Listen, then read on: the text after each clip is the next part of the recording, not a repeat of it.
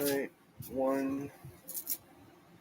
Let's do Instagram.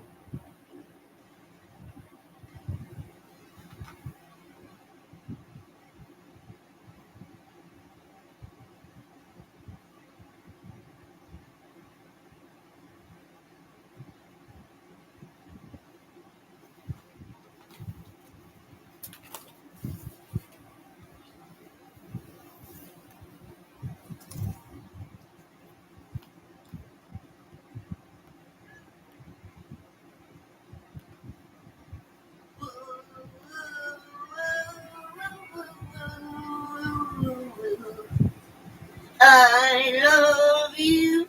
Woo, woo, woo, woo. I love you, Chicky Poo. I got coffee and you don't get none. 'Cause I'm sitting right here, gonna drink it all gone.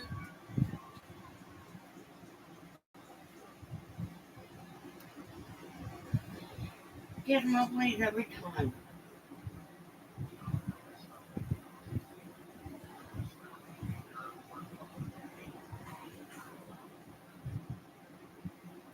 Ah.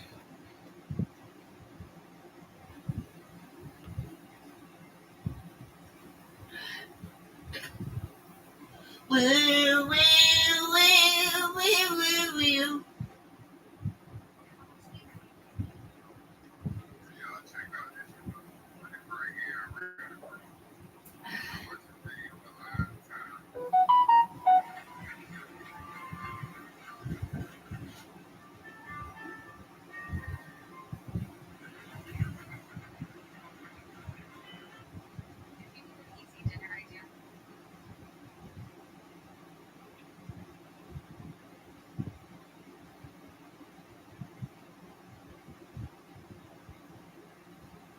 Oh, won't go on. All right.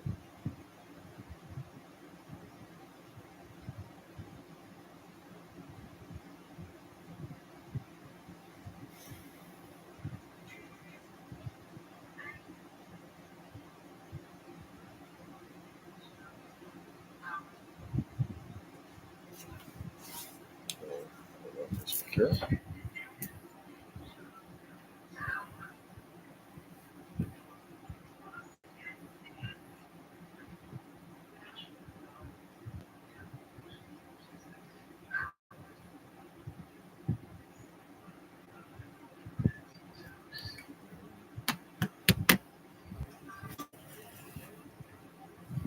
Come on.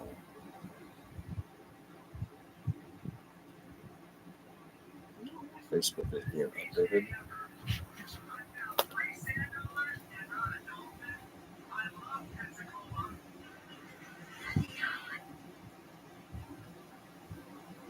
Oh, they have a new chip out. Burnt road hot dogs.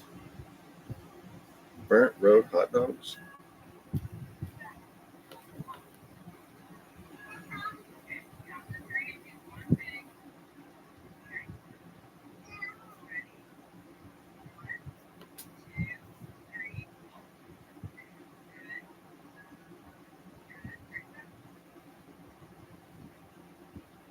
I remember those jumping beans.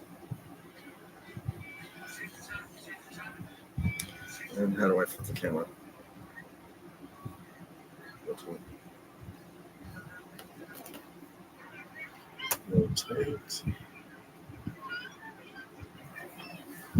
Okay. And Instagram.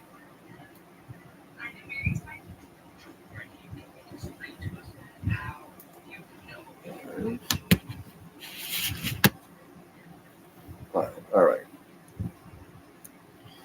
And TikTok.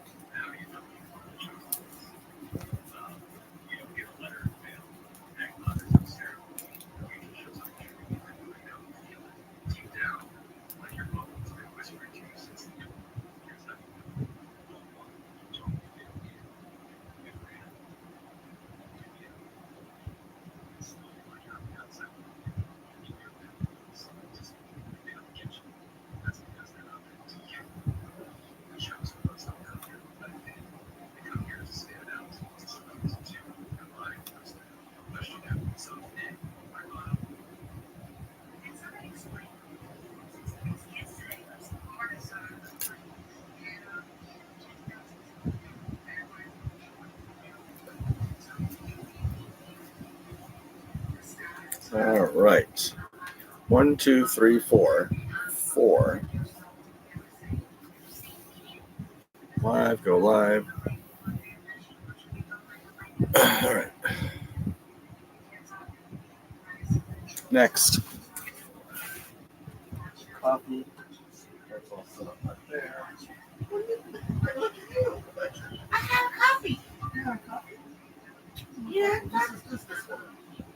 Glasses. Oh, yeah, 20 minutes. Yeah. You want some?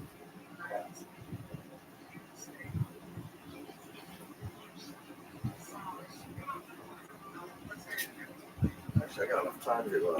There's a what? Time to do this. No, you're not talking with the toilet. I told you. Oh, yeah. Just go to yourself. It was not. Yeah, but it'll flood. That's why I don't want to rinse it out right now. Please. It will flood. If you fill that bowl with water and you try to whoosh it down with all that pressure, it's going to flood the floor. Okay. Sometimes we just can't do everything we want to do at the moment. We got to get a new seat. Yeah. You'll come in this toilet. Right way.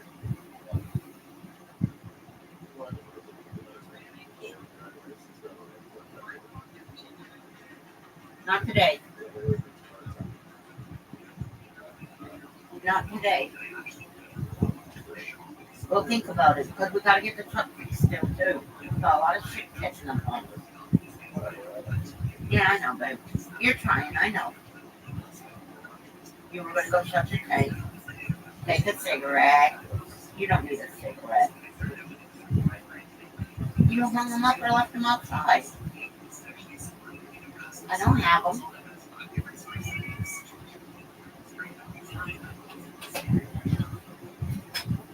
Or you knocked them off and they fell down. Oh, you threw them in here.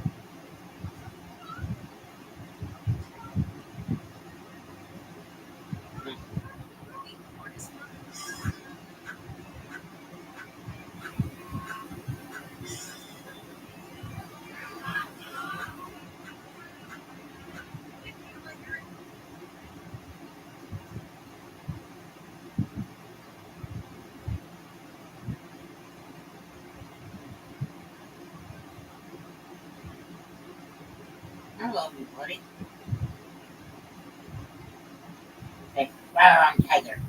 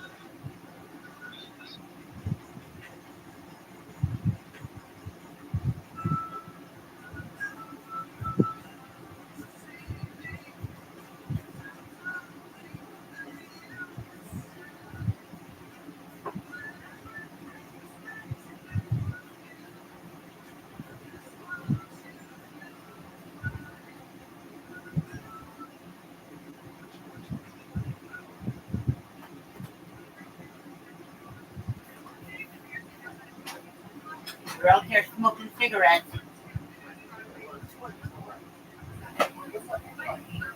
This way? This is your half. What's it?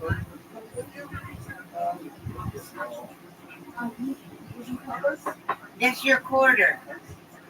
This your empty cup.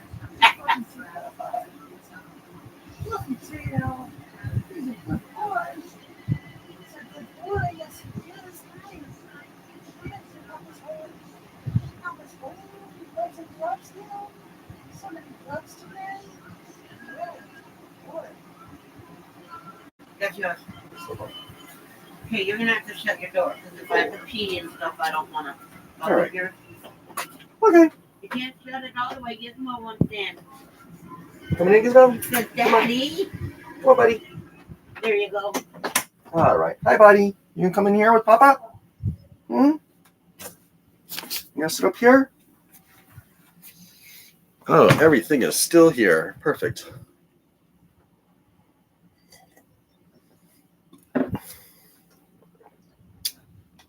All right. Nobody there.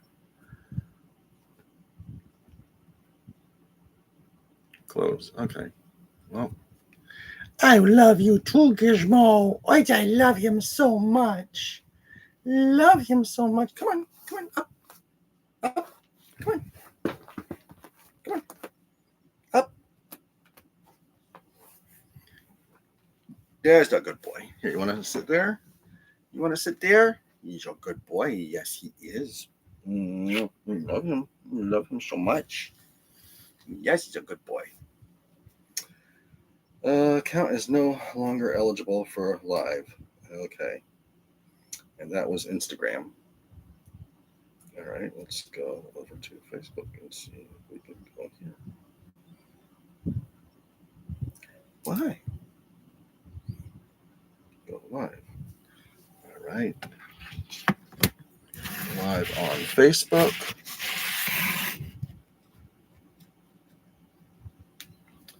Let's see. Okay, go here.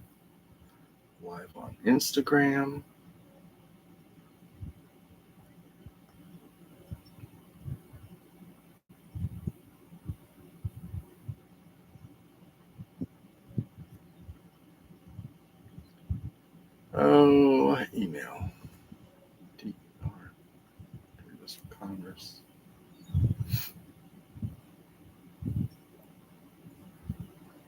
This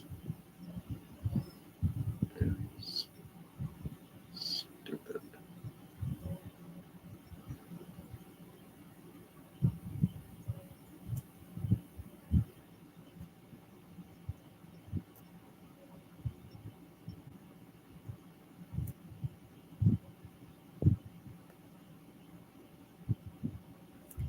Try again. One.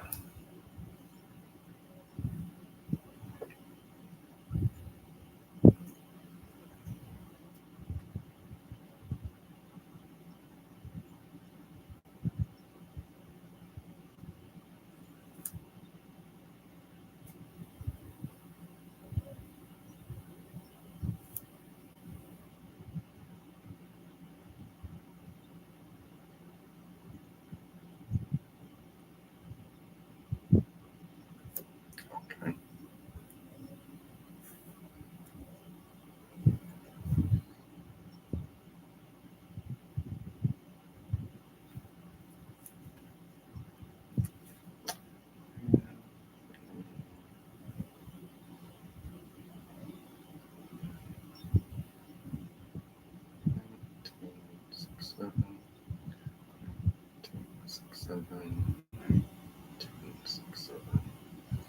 At gmail.com.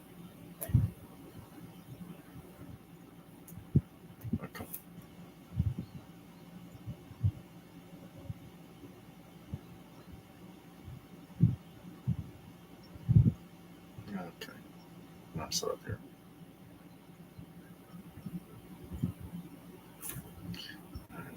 One, 385, 970.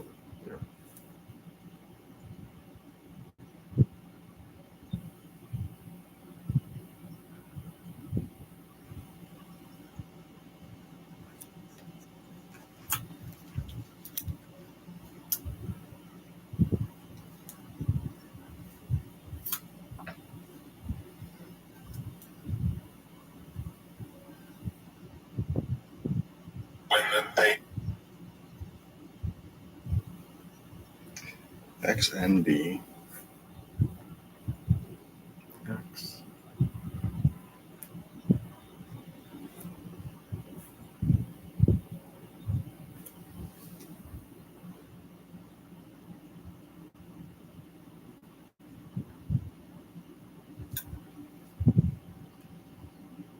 And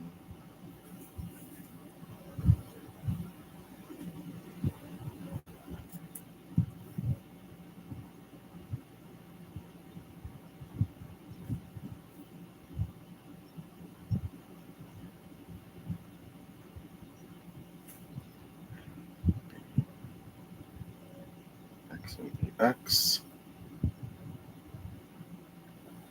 JY, JY, oops,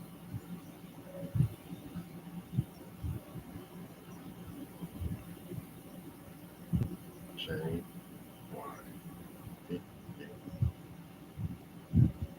D, continue. Just setting up. Give me 1 minute. What time is it? 11:01. I am 1 minute past. Just setting up the YouTube. I got YouTube Live, Facebook Live, and I'm just trying to set up the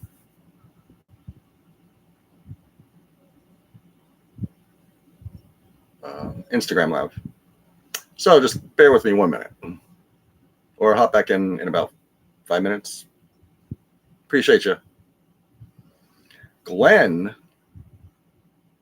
long time, old friend.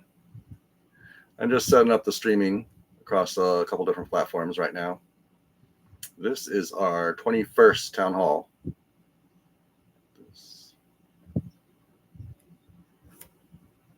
So you can hop back. You can hang out here, or we're going to get started in probably about 3 or 4 minutes.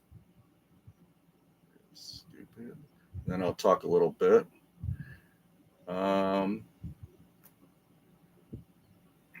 This is my second run for office here. And it's going the support has been pretty amazing. Very busy, very busy. A lot of support. Like I said, it's very busy. So much so that we do need assistance to continue growing. We had over like 200,000 views on one platform. 200,000 views on one platform. Okay, got this here. Wow. Save. Save. Okay. Go live. All right, we got Instagram here. And how do we go? Go live. Plus. Wow.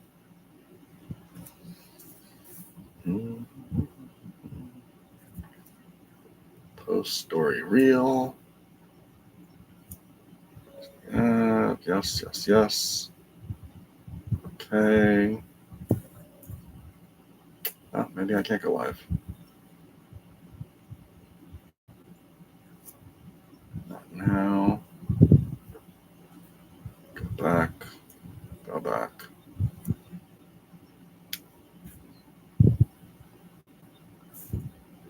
Well, I guess we can't go live here because it's not saying audio, length, speed, video layout, timer. Okay. Well, we're going to 86 that then. Because it's not letting me go live on Instagram for some reason on this device.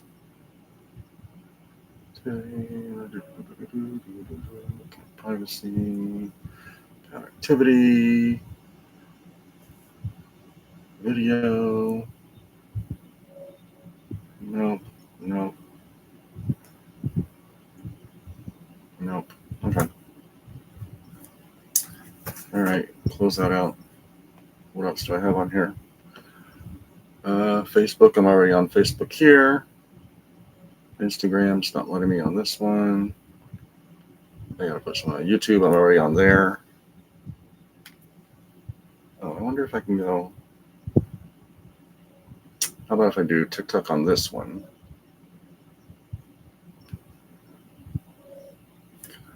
Okay. They probably sent me an invite.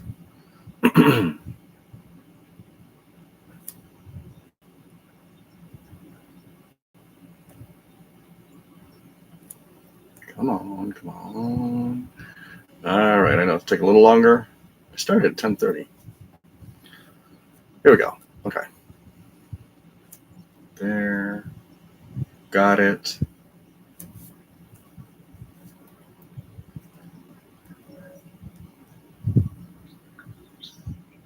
Request.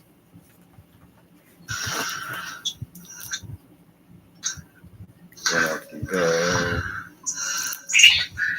I just sent Anthony another invite. Can join. Oh, there you go. Did you accept him? Yeah. Am I on? How's the sound here? Hey. No,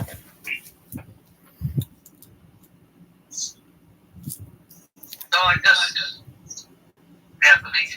Yeah. I just saw there's a lady who's running for governor from Alaska. I'm gonna try to get her to join it. I'm gonna send her an invite. All right. Sounds good. Not for today though.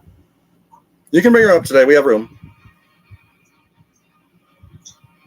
If you want. No, Dr. Luck, if you know anybody, and I'm not talking about strictly Democrats, I don't care if they're Republican, Independent, anybody running for an office seat anywhere, if you want to invite them to join our town hall meeting, they can either contact Anthony DeRibas or they can contact me. We do this this every Sunday. Okay.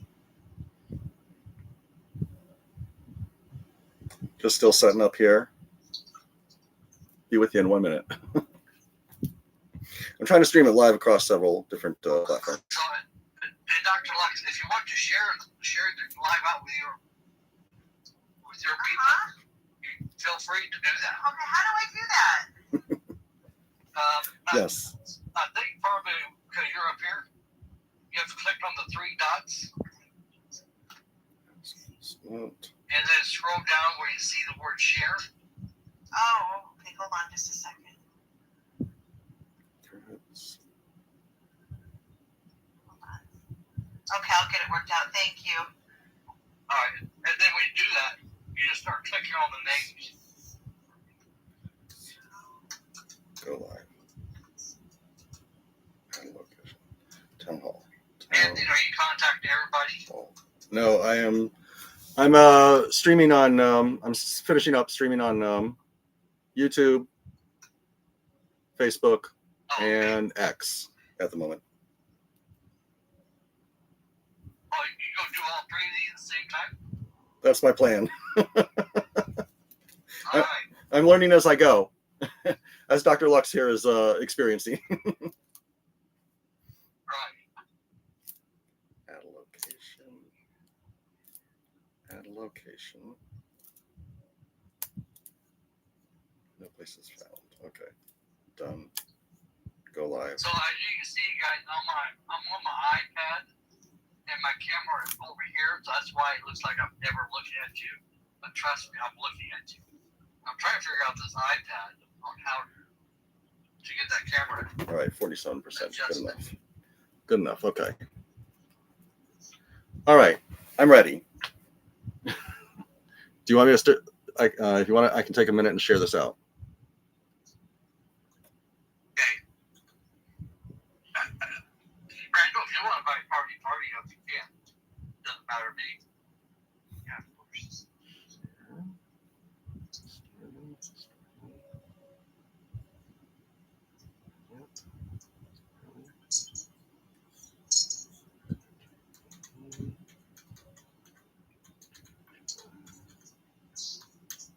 And then we should be able to get started. Jeffrey.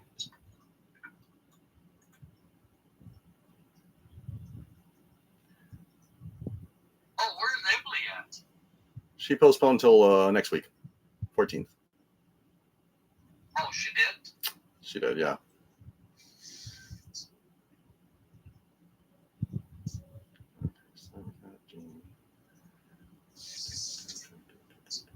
While we're finished, Randall, when we get done here, I want you to go to my profile page and click on my post for this live, because there's eight of us, and the top three has white dots on it. When you click on it, it tells about them individually. So Share. I'll Okay. figure out how I did that, because that'd be really cool if we do all of them in the future. I'm ready.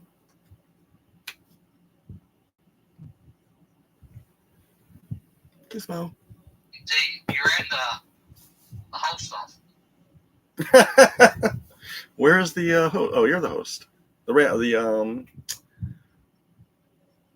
the moderator. we had three. Okay, who else is in the chat here?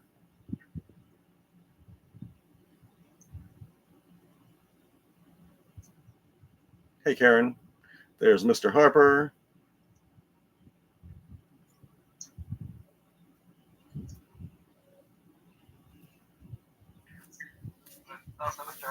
Whenever you're ready, we're seated. Open HBO. Other pictures later.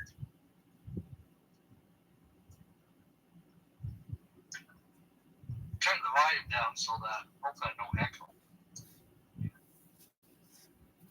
Am I echoing now? No, you're not. No, okay.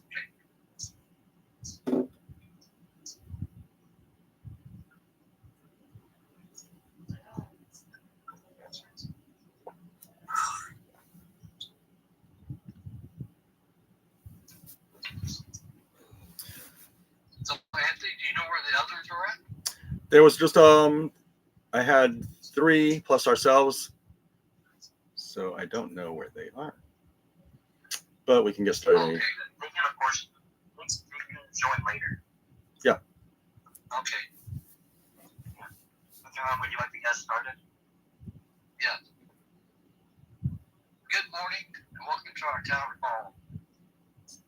We gather for one purpose: to prove that when Americans choose each other over party labels, we can fix what is broken. Not Democrats, not Republicans, not Libertarians, Americans. I am asking for 100 Americans to step forward. Neighbors, teachers, veterans, small business owners, nurses, truckers, students, people who are willing to work together, listen hard, and deliver real solutions for the American people. No party machine, no echo chambers, just results. If you believe Congress should serve the families before factions, if you believe budgets should be balanced, healthcare should be affordable, energy should be reliable, and our children's future should guide every decision, this is your moment. So with that, I will turn over to Frank. Thank you, Mr. Hunt, and good morning, everyone. Welcome to this town hall meeting. My name is George Micro. You can call me Randall, and I will be your moderator for today.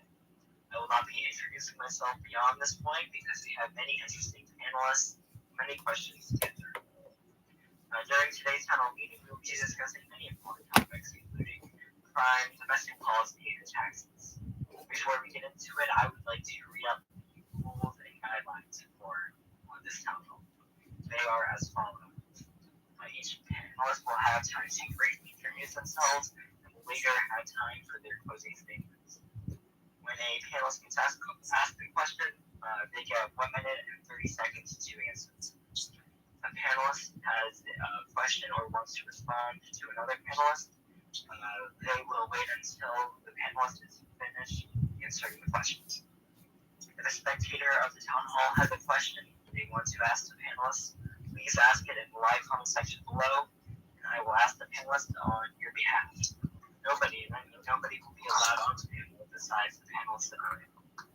The moderator will respectfully interrupt the panelist if they interrupt another panelist without arguing with another candidate in a non-beneficial way. Does anyone have any questions about this? Has been done. Hold on. So there's a person running for Congress in that, and if you want to come up and join us and talk about your agenda, you're welcome to. Of course, they can join us. But next, I'd like to introduce the panelists. As I said before, they have time to briefly introduce themselves. First off, we have William Lee Hunt of Alaska. He's an independent. He's running for President of the United States in the 2028 election, and he's also considering a run for U.S. House of Representatives. So you want me to go first? Yeah. Okay. So good morning. Thank you for being here. So I will tell you why I'm here and who I am. My name is William Hunt. I was born in Kansas City, and for the last 44 years, I resided in North Pole, Alaska. I worked as a mechanic, served in the district attorney's office, delivered pizza, stood at Junior Stern. I'm a door dasher, and I lived a working man's life, shoulder to shoulder with the very people our government often forgets. That's why I'm calling home. That's why I'm calling for something different. I am not looking for Democrats. I am looking for Republicans. I am looking for Libertarians. I am looking for 100 Americans who will join me. And I will put country people apart. I believe Congress should be filled with citizens, not career politicians, teachers, truckers, veterans, business owners, nurses, farmers, people who know the struggle of life. Together, we can prove unity, not division, is the true strength of our country. And also, my whole plan is a 25-year plan because I know that no one president can do a plan in 4 years to make it last. So that's why I'm running on a 25-year plan. so that we always move in Congress and the American people in the right direction. Thank you. Thank you so much, Mr. Hunt. Next up, we have Anthony Doribus of Florida. He's an independent and he's running to become the next representative for the state 16th district. Thank you. Thanks everyone for being here. My name is Anthony Doribus. I am running for the next congressional House member here in District 16, Manatee and Hillsborough counties.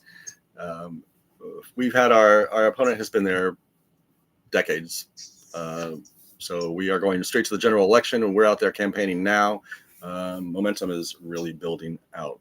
We are pro housing, pro healthcare, pro education, pro feeding children. Anyone that is against that, come on out and say it, because I want to hear you say it. If you're against that, that's what we're for.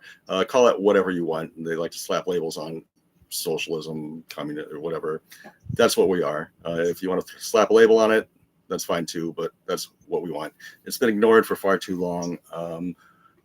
So that's why we're running. I was concerned this opponent was going to go unopposed, so I stepped up again, and the momentum has been incredible. We've had over 200,000 views just off of one platform. Like I said, we're across most every platform at this point. We're 6 months out. We've had contributions coming in. We've sold merchandise. We are doing these town halls. This is our 21st town hall we're attending right now. And we have been invited to our first candidate mixer. That'll be our first live appearance as well. That's on the 17th of this month.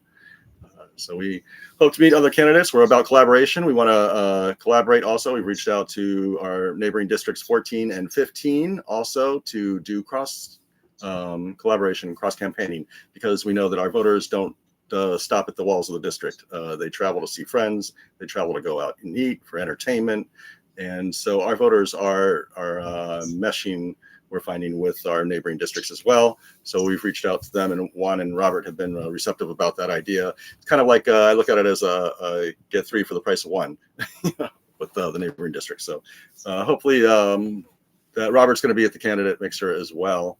And we hope to win this seat and give it back to the American people for our 2-year term. Thank you. Thank you so much, Mr. Doribus. Next up, we have Dr. Emily Lux of Illinois. She is a Democrat. She's running to become the next U.S. representative for the state's 13th district.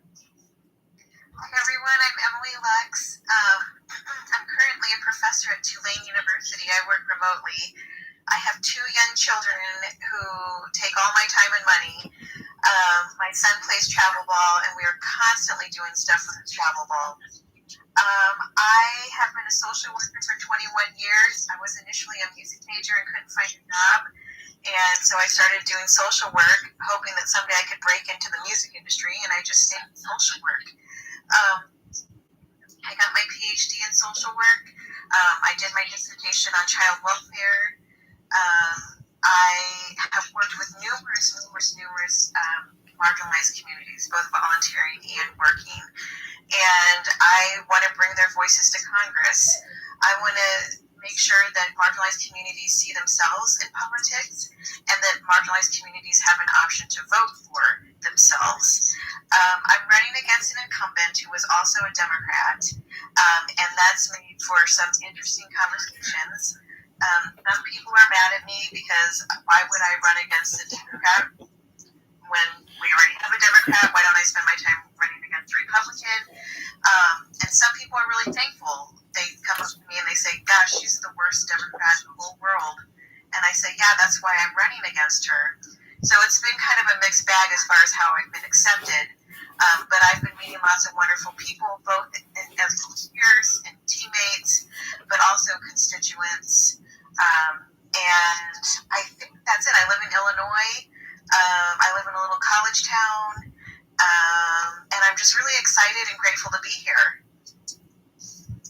Thank you so much, Dr. Lux. And lastly, we have Jeffrey Cooper of Arizona. He's a member of the Party, and he's considering a run for president in 2028. Good morning, everybody. My name is Jeffrey Cooper. I'm considering a run as a write-in, which is seen as more as symbolic than an actual run for the position. But with that being said, the reason I had gotten involved with all of this, I guess I just maybe a little of my background. Lux, you knew, and some people here knew. I was raised in Hawaii and also in Florida by some folks who had some serious addiction issues. Lived in poverty most of my life. Spent a lot of time homeless in the streets of New York as well, having a lot of addiction. And the reason I got involved with all of this is because it seems like the big money in the large investment firms seem to play on both ends, and it really isn't a democracy anymore. For the last, I'd say 10 years, I say anyone who's still picking sides is a threat to the freedom of the American people. If you're choosing left or right, you are basically choosing to keep us encapsulated. It's like we don't really want to face the issue that our entire government process has been sold.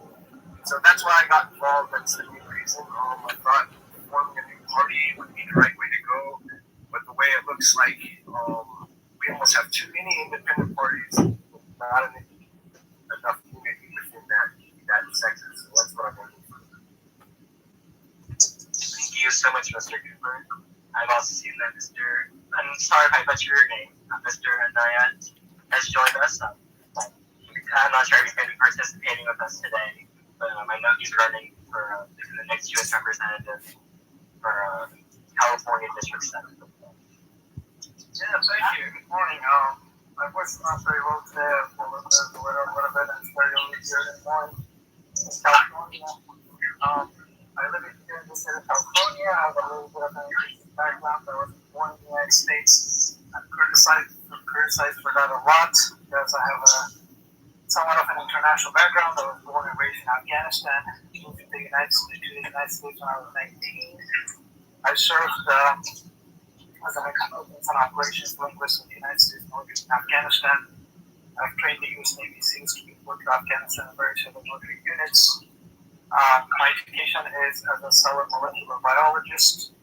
I went to school to become a doctor. Later on, I decided that there is so much corruption and mishaps in the healthcare industry, and I decided to go another route and try to fix it instead of doing that. Right now, I'm running as what they like to call me conservative Democrat. Conservative Democrat from District 7 of California to a place in Matsuri. And the reason I'm running really is not for the Republican or Democrats. I don't like people to know me based on party labels. I'm running on a common sense politics platform. I like to champion common sense politics and put people over party because the struggle that I see right now, day in and day out here in the state of California, and I think across the nation, it is surviving. People are really surviving right now. The economy is in terrible, terrible condition. My number one focus is going to be on economic issues, trying to make sure we put more money in people's pockets over the rich and powerful that are taking advantage of every single one of us. But Representative Matsuri right now in District 7 is really not paying any attention to what's happening in the district. She spends her entire time in Washington, D.C. She doesn't show up in town halls. And when she does do a town hall, it's usually Zoom meetings. And it is by invite only. So if you're someone like me who's going to criticize her or ask her hard questions, she's not going to invite you to that particular town hall. I'm also running because I had a meeting with President Matsuri 3 months ago, and I had a very interesting conversation with her where she forgot something I told her 5 minutes earlier. And I studied cellular molecular biology. I realized that President Matsuri, at her age 81, is probably having somewhat of dementia or ditchfulness a lot. So I think it's time to replace her, and I think it's time for people who are actually putting people over politics, and they are running on a platform to make sure we benefit the American people. It's really necessary and it's really important. I could just go and build a business today or tomorrow, go to medical school, but I think going to Congress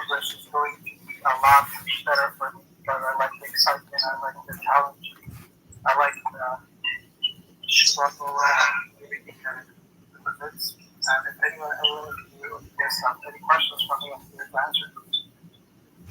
Thank you so much for joining us. Now that all the panelists have finished introducing themselves, we can go jump into our first segment, which is on crime. This segment will last until 11:50. Before we begin, I want to remind the panelists that we are live on TikTok, and TikTok can be very strict about language. So please keep it respectful, on topic, and TikTok friendly, not because of our personal bias. So Pretty so that girl. runs smoothly for everyone You're just so watching. beautiful. If any Papa's home panelists, today. have any questions Is your before we papa begin, home? Pretty girl. we'll take that as a no. Our first question on crime is that crime rates vary widely across states and cities.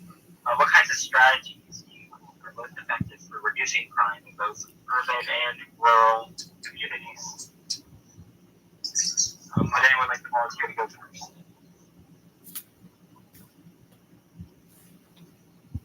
Go ahead, Anthony. I think addressing the issue of mental health and healthcare ties into the crime, making sure that people have access to affordable or universal healthcare, first and foremost, and housing ties into crime as well. It's almost like you can see that there are no wealthy, or I'm not going to say no, but rarely is it that we see someone in high figure salaries committing crimes. It's always someone in my income bracket, or a lot of us up here are income brackets. And some of that has to do with mental health issues. So that has to be looked at, I think, first and foremost, for drawing back crime. Putting the military on our streets is not the answer at all. That's ignoring the whole mental health issue and just bringing people up for the lobbies, the CoreCivic and GEO, which have contracts with the U.S. government, which to me seems a complete conflict of interest. When you have a contract to fill beds for cells with the government, that tells me that you're not interested in correcting anything. You're just interested in profit and money. And as long as we have a crime for profit type system set up, nothing is going to change. It hasn't changed in my entire lifetime. It hasn't changed with our incumbent, and it doesn't change unless people like us get into the Congress. Thank you. Thank you, Mr. Veritas. Dr. Lux, Mr. Hunt, Mr. Cooper, Mr. Knight, I can go on this. The way I see it is in like a lot of crime is caused because of scarcity, whether you're stealing something to get some food, or you have addiction problems, you're committing crimes, that, or you're robbing somebody. A lot of crime, especially rural areas, is the scarcity. A lot of crime, like pettier crime, is related to addiction, especially like in the area that I live in. But I think the real crimes that we should be really assessing are the big money crimes, the people that seem to be able to commit crimes against the poorest of the people in this nation and constantly be getting away with it, while the poorest people in this nation commit little petty crimes and end up being the backbone to the private industry, like Mr. Doribus was saying. So when crime is part of it's part of a commodity. It's a commodity in this system. We have to get out of that system where crime is a commodity. It's kind of like when you have these private prisons coming in, and they'll go to the county and they'll say, we'll donate $1 million to your judicial system, $2 million to your police department, but you need to keep that prison filled at a 98% capacity. Now, if your job is lawmakers and police is to keep crime down, in fact, we would always want to minimize the crime in our neighborhoods. But when you're signing a contract with a private investor in your community to guarantee them that you will keep a 98% capacity rate, well, now we're looking at a conundrum. Well, you have a police department and a justice system that would likely be supposing to minimize crime in that area, but now has a contractual commitment to keep jail full. So I think you guys get what I'm saying. So systemically, crime in itself is more of it's more of a symptom of this system that's pretty much out of control. So if we remove, sorry, my voice, I like almost lost my voice too as well. But if you remove this scarcity and you remove the ability to monetize incarceration, then you'll probably see a reduction in crime. I mean, just enriching the neighborhoods that barely have enough. When somebody barely has enough and they haven't been trained to make from their own, they take. And so we have a lot of work to do systemically. I really think if we really want to address it, we should address the people manipulating the system. Those are the biggest criminals in our country. And that's my take on crime, really. Thank you so much, Mr. Cooper. Mr. Hunt, Dr. Watts, Mr. Naya. Would anyone like to volunteer to go next? I'll go next. So I was reading an article about how low crime rate is in the UAE because someone was sentenced to life in jail for something she did. And they said the reason why we have low crime rate is because when you commit a crime, there's consequences you have to pay for it. Okay, but if you hear here in America, it's not that way. There's no consequences. So that being said, I think we need to start really looking at the apprenticeship, the guarantees that use at-risk youth. Rather than spending money on prisons, let's implement a program where we make sure that at-risk youth has a future. And I would like to community-led peacekeeper rather than a police force where they do more mentoring at-risk individuals, guiding to restorative justice, reducing reliance on police for every major conflicts. Okay, but also I think we need to look at AI-driven predictive support, well, not just policies. We need to use data that can predict crime hotspots, but also predict social services needs. So if we can intervene at the social services level first, hopefully that will reduce crime. So those are just some of the things I would tell you. Working in the DA's office, it's not just one; it's the entire system that needs to be repaired. Thank you so much, Mr. Dr. Wells, would you like to go next? Of course. I think reducing crime is a big, holistic, systemic issue. As a social worker, I've worked with a lot of marginalized communities who have been involved in crime. And not one of them has ever said, oh yeah, I did that because I want to be a criminal, or I like committing crimes. All of them have circumstantial reasons why they're in the situation that they're in. I have spoken with a prison reentry group back into society, and they talked about how, prisoners in our state are only given $25 after being released. And that's just not enough support.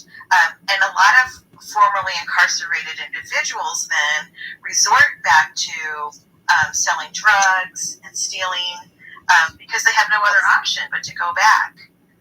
Hey, hold on, Emily. On TikTok, there's words you gotta be really careful. And the word you just used, you have to say like right.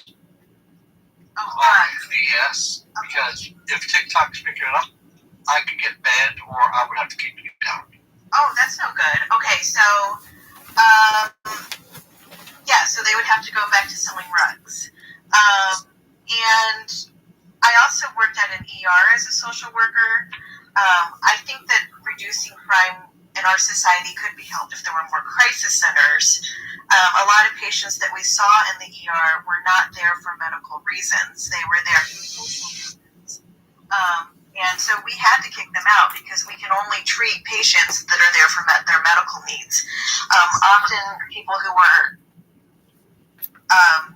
like unhoused, is that okay to say? Okay, people who were unhoused, people who needed drug use treatment, people who needed other services would often go to the ER because they had no other access. So I think having city crisis centers or rural crisis centers where people can go and it's appropriate for them to be there. I also went to it was like a community task force meeting for mothers of children who have experienced gun violence. And they were their group, but they needed support from the community. And I think that's another thing we can do as community members is to support them. At this meeting, we tried a wraparound attempt where police were there, community policymakers were there, and so it was more than just grieving mothers, which we really wanted to support and center around, but it also included people that could do something about it. And then I also, the cliche, invest in our children. Community services can provide home visits. Schools can offer high-quality social services. I think that would also be another way to reduce long-term crime. Thank you so much. Does anyone want to respond to another panelist? Dr. Lux, just, when I tell you these things, not because, only because I want to make sure I don't get banned and you don't get banned. But when you use the G word, it has to be PPs. The what word? G word. The G-U-N. Oh, that gets banned too? Okay. Yes, there's a lot of words. If you go to my social media, my profile page, Okay. and you click on I'm trying to remember the name of the second picture, there's a bunch of words that ban my TikTok. Okay. They may not ban you right this very moment, but when they pick it up, they can do that. Okay. And Randall, if I could hop in real quick, because I wanted to get a response down here. You have a comment saying, how do we remove the stigma around addiction? A lot of that conversation is difficult to have, I think, because of some of the wording and because of addiction, it varies in so many different substances. But if you just look into like Canada and what's going on in Canada and other places like South America, they have these, what's the words I can use? I guess these probably won't be banned words, but iboga retreats, ayahuasca retreats, and they have a 70 to 80% recovery rate with addiction. And that our best recovery rate, I think, is 12%, and that's not even recovery; that's maintenance. And maintenance is basically taking a pharmaceutical to replace whatever street substance you're on. So here in America, it's the people that run the show. They don't really want to fix this because it affects big pharma, it affects the big prison system. And you know this when you look into places like Canada, right across the border, where you have access to treatment that has a 70 to 80% recovery rate, but they won't legalize it in the United States because it affects too many industries. What I'm saying is they want you to think they're the bad people. Not necessarily, we may be the bad people, the regular folks, for thinking that way. But that's all I have to say on it. Yeah, thank you so much, Mr. Does any other panelists want to respond to each other? Well, I would tell you when it comes to overcoming that stigma, I think it's not us that has to overcome it. It's the addicted person that has to overcome that stigma. They're the one who has to fight to make that change. And I think most Americans will accept that change. But it's so hard for them to fight. I have a daughter in that situation. And I cannot for the life of anything get her to break that cycle. Even though it's costing her entire family. I just found out that her daughter is hurting herself because she's so angry. So that we've got to get her help in order for her not to continue down that path. And we need to do it now, not later. But it's not us overcome that thing, but it's the addicted person who has to work to change their life. Because it's hard for them to do it. They need our support. Thank you so much, Mr. Hunt. Mr. Doritas. I think what we can see here also is the tie-in. There are other tie-ins here, and again, we see with the lobby groups, the prison lobby groups, corporations, a corporate prison group lobby, soliciting our congressmen and our representatives, and they're the ones that are actually making the policy here. We don't get a change like that. As long as that continues, there'll never be any change ever. So that needs to end. That should be not just with the prison groups, all lobby corporations in general. That needs to stop. Otherwise, we're just continuing a cycle here. Even if we win, if all of us win and get elected, and it's still going on, we need everyone on board. We pretty much need a clean house. That's all we need. We need 535 new congressmen, House and Senate. But that's all I just wanted to jump in and say. Yes, thank you so much, Mr. Doritas. And I know in both Mr. Doritas' and Mr. Hunt's original response, they did mention social services as a way to reduce crime. So I'd like to go and run with that. And my next question is that many argue that investing in social services like mental health treatment, housing, and job training can reduce crime in the long term. Do you agree, and how would you fund such efforts? There you go. So I would talk about social services first. Okay. I used to be like Child Protective Services. I used to be a lover of Child Protective Services. Now I hate them with a passion. And that's because I think a lot of the problems that our people have are caused by Child Protective Services. When my daughter got involved with what she got involved with, I did not abandon my daughter. I worked and I worked and I worked. I even got Child Protective Services to take custody of my granddaughter to make sure she's taken care of. Okay? And she was with me, but then because I was trying to help my daughter, they took my granddaughter away from me. But when they did that, my daughter totally turned around and started going downhill again because she lost contact with her daughter. So I think a lot of the problems we have is with social services. That we really need to do a lot of reform with social services to get them to really fix problems rather than creating problems. And that's one thing people always ask me, what would be the first thing you do if you became president? I said the first thing I would do is start fixing social services, Child Protective Services to protect the children so that they can focus on parents and make sure they get the help they need. Because they're not. They're so focused, in my opinion, on destroying family that they really forget what their mission is. So, I mean, social services need so much work. That's not even funny. Yeah, Go ahead, Anthony. Yeah. The question: How will we pay for it? Mr. Doritas, you're muted. Oh. How would we pay for it? I always ask that. That's one of the first questions when I hear, why don't we do this? How are we going to pay for it? The question I ask myself, how can we pay for this? So I go back and I look. We're spending $2 trillion right now. Right now, currently, we're spending $2 trillion on healthcare for uninsured. That's not going to go away, and we should be obligated in a free nation to want a healthy nation and a healthy population as a benefit to the whole nation as a whole.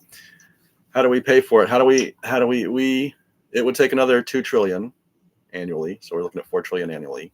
Coincidentally, that's the amount that they just raised the national debt with the continuing resolution, which is coming up again in this month. It's a priority, reallocating funds. The money's there. We're already spending it. We need $4 trillion for universal health care every year. Take that from wherever. We have for spending $40 million every day for 7 boats sitting off the coast of Venezuela right now. Take that money, put it towards healthcare.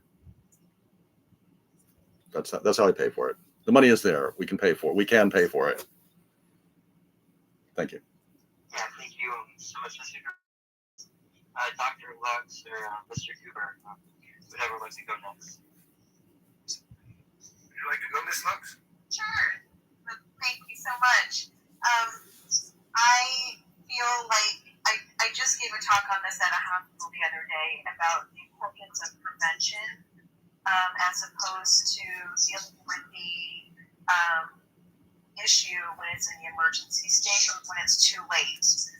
So I was talking similarly to what Anthony was saying about healthcare, about how if we invest in prevention, if you think about your own medical bills, it's cheaper to get a physical than it is to have an emergency room visit. That's really costly. And I think that if we can get the initial investment into society, it's more productive to have a society that's fighting. And that in itself will reduce costs. And then I also think we can reduce incarceration costs because jails and prisons are really expensive. And one thing that I did as a social worker was work on having mental health court. So instead of having a run hearing, you would instead go to a mental health court, and instead of going to jail, you would go to a treatment center where you could really be rehabilitated. So those are just some of my thoughts. Yeah, thank you so much, Dr. Mr. Cooper. Yeah, and I completely agree with Anthony. And the thing that's where I'm sure you guys are tired of hearing me say it, but our situation is less a political situation and more of an economic design situation. And just because, to me, it's crazy at this point because, like, I think of the cost of, like, what are we now having to pay because we didn't initially pay for healthcare? Like, what we're running into one of the greatest healthcare crises in a non-third world country, probably in the history of humankind. So I don't question it. I usually go, how do we pay for it? I go, what does it cost us to not have paid for it in the first place?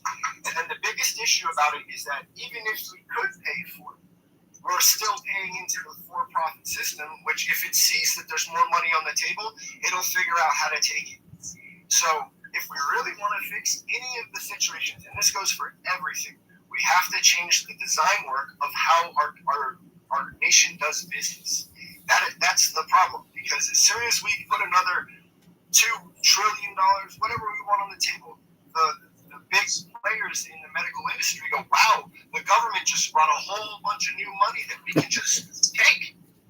So systemically, we have a really, really terrible problem. This isn't a left thing. This isn't a right thing. Right. This is purely about how our economic system works. This goes all the way across the board, from housing to people having access to food, to healthcare, to our education system, to everything. And if you look at everything that they took money from, like our education system, like our medical system, you can see how they are intentionally designing a nation that feeds their industry and not their people. So that's why I always say, it's a sad thing, because even to run as an independent, you barely have a fighting chance whatsoever. You see a lot of people who just go left or right because it's the easy path.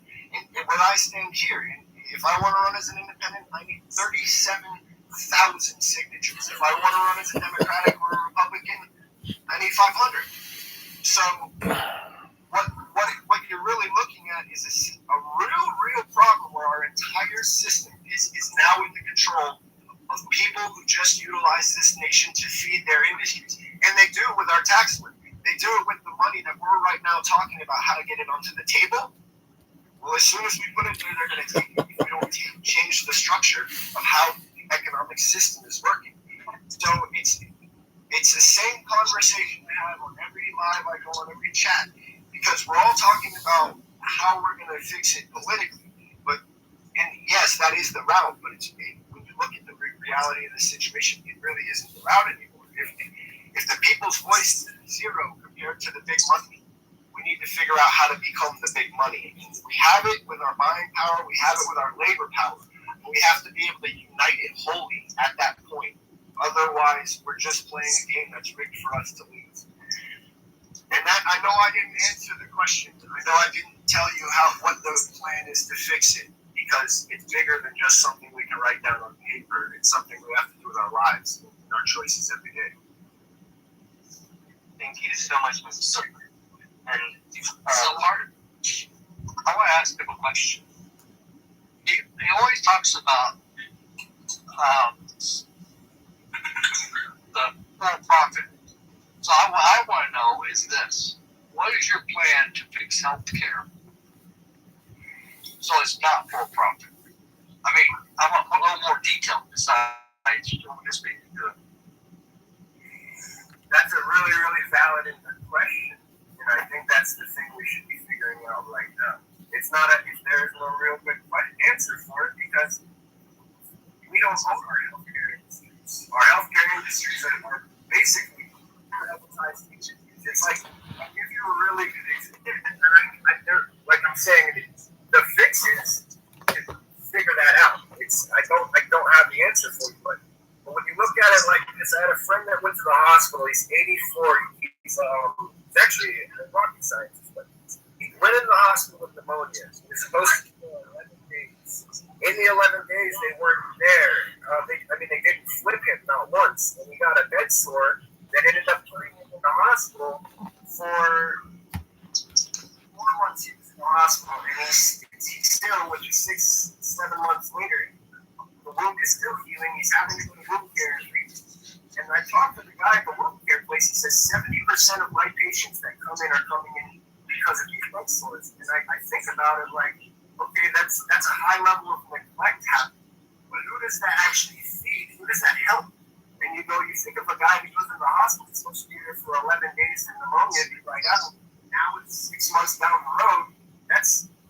You would think it's neglect, but at a certain point, you see how they're understaffing and seeing that 70% of this is happening. That's an industry. That's pneumonia. And I don't, like I said, man, it's not a, I mean, we can dream of ideas of fixing it, but it's systemic. You have to figure that out. And I don't have the answer. I'm just telling you the problem is bigger than this discussion. So here's what I gotta say: is the problem is not that huge. The elite makes you to believe it's so complex that we cannot come up with a solution. And I will tell you, there is solutions. We got to get Congress, the government, and healthcare out of our healthcare life. And the way we do that is get Congress to draft legislation that says, you know what, we're bringing our healthcare system back to the American people. They create a health trust. We have trustees, and then we collect the taxes, however much we want to charge for that healthcare plan. It's really that simple. And then the health trustee will be people from all walks of life. So the upper class will have representation, Sleepy girl. minorities, veterans, people with disabilities. Those of you that are on, people with disability, people with special needs. They all have a voice. my cats are as in the room trustees, with me, so. along with the health professions, because they should be guiding us Pretty girl. on what's the best pretty policy for our healthcare. Pretty Okay. little. And that's how simple it is. Now, when we get that done, you know how we can pay for it? What? I want to do a 10% income tax. It's our 10% is here. Our trust is here. As our trust builds, our taxes come down. My goal is to get it down to 1% income tax. You pay half, Kitty down there? your employer pay half. You taking a And nap? on top of that, in order to make sure it's compensated, all those AI jobs, self-checkouts, robot jobs, those are employee working people that should be contributing to our healthcare plan.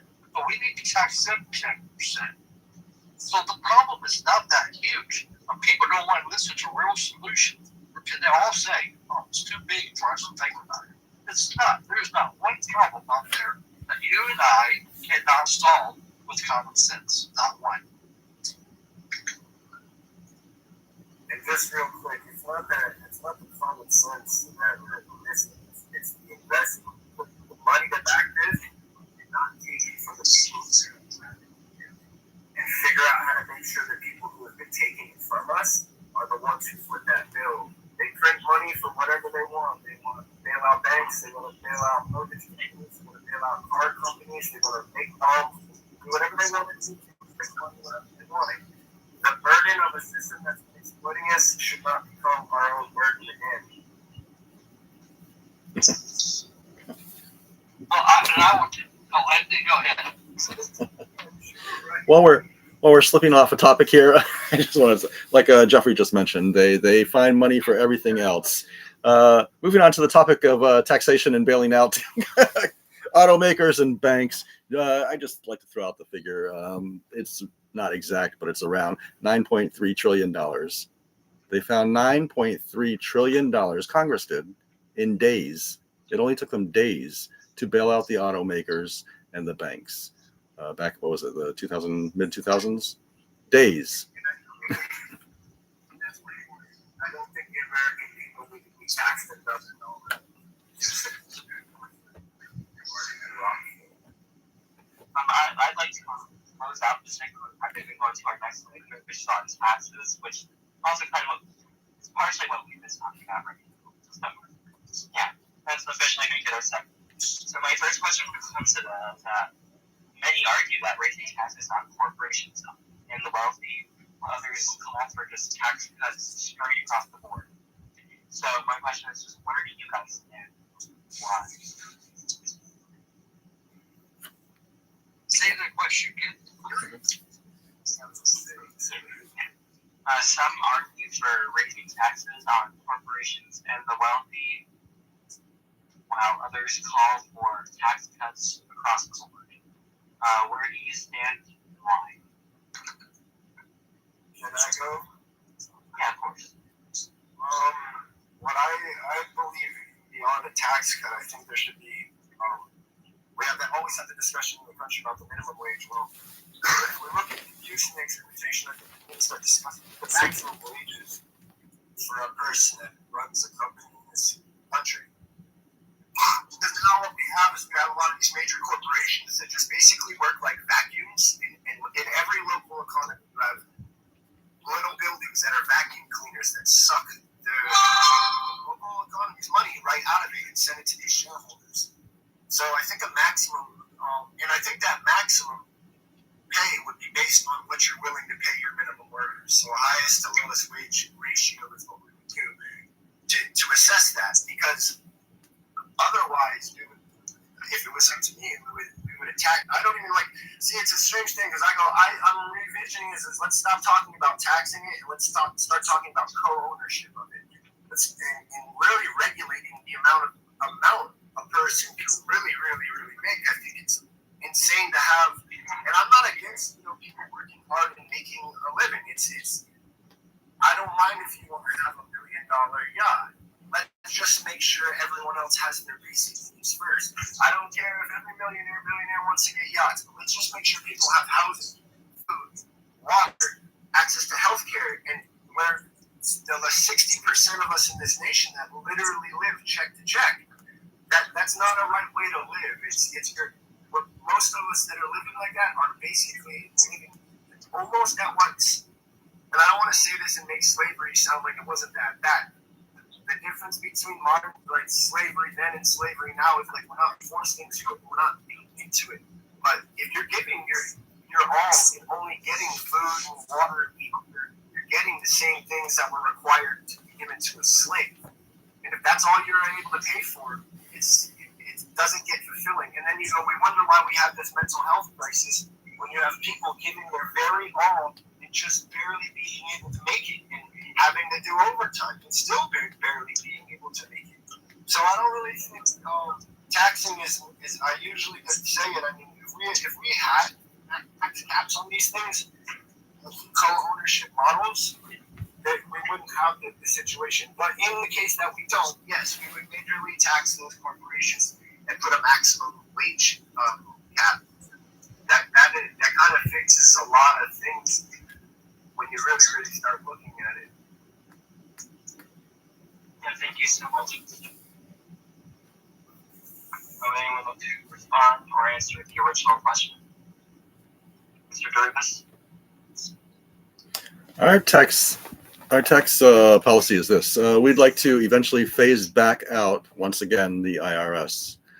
This will be the second time because it wasn't originally part of our government.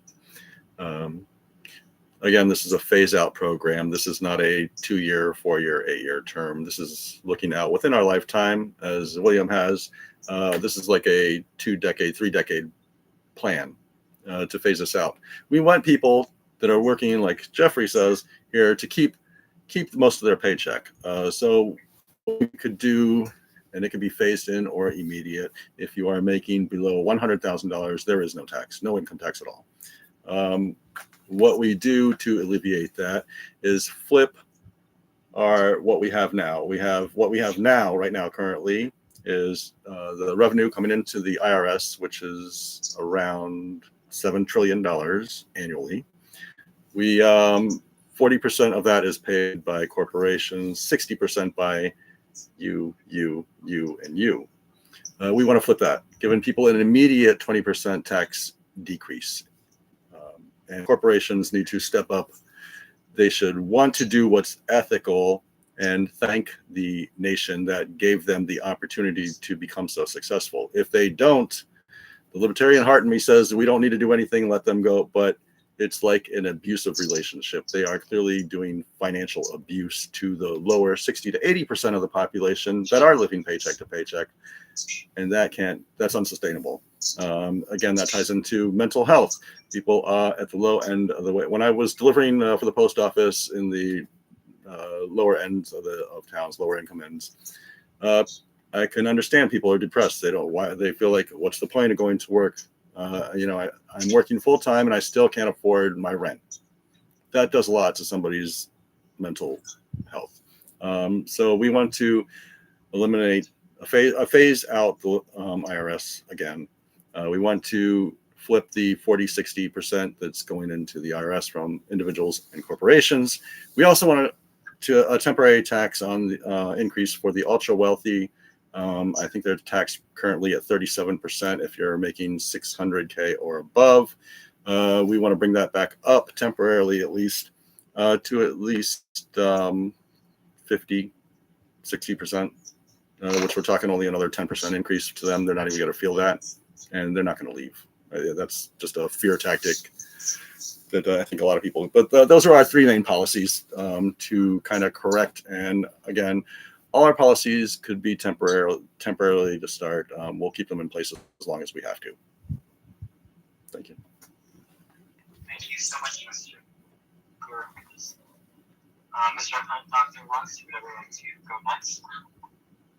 Do you want to go first? Sure.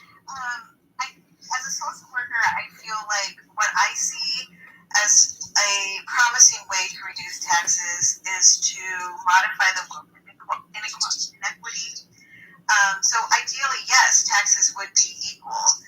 If we lived in a world with no racism, no gender discrimination, no wealth disparity. So I think that part of the wealth disparity is because of these social issues that we are facing, and that if we address the social issues, it would reflect wealth disparity. I also think that one way to lower taxes is to tax big corporations and big corporations. If you think about how much money the health insurance is making, how much money student loan companies are making, think about the pharmaceutical industry, think about the prison system, and we end these predatory practices and break up these monopolies. I think that we could easily find money to fund other public interests. And then a third thing I think that we can use our tax dollars for is to incentivize good behavior. So with a tax break. So for example, I need to check my facts on this. This is just an example, but like electric cars, it could be cheaper overall. We wouldn't have to mine for fuel and so incentivizing people to use cheaper or more effective option would help with our tax rates as well. Thank you so much, Dr. Lutz. Mr. Hunt? The way I would reduce taxes for American people is one, by getting Social Security and healthcare out of the hand of American people. I mean, American government is getting the hand of American people where we control that so that we can get our taxes from 12% to 1%. Okay, that saves, 11% right there in the long term. Also, I would want to eliminate income tax, overall income tax with the exception of healthcare and Social Security, and replace it with a national sales tax. Now, and I use the number 20%. I think it's 17% what we need to replace income tax with. But what I want to do is I say 20%, because if you earn less than $100,000, you will get a rebate check every year for your sales tax you've been paying into it. And if we went that way, we could eliminate IRS totally for the American people. But on the corporate side, I want to corporate income tax exactly the same, but with the exception that the mom and pop operations get the biggest amount of tax breaks. The more employees you have, the less tax breaks you need, because we need mom and pop to create jobs in the future, not the big corporations. So I want to, now the only thing the IRS is doing is worry about that. And because when we buy things, grocery store or whoever collects the taxes, you don't have to worry about it.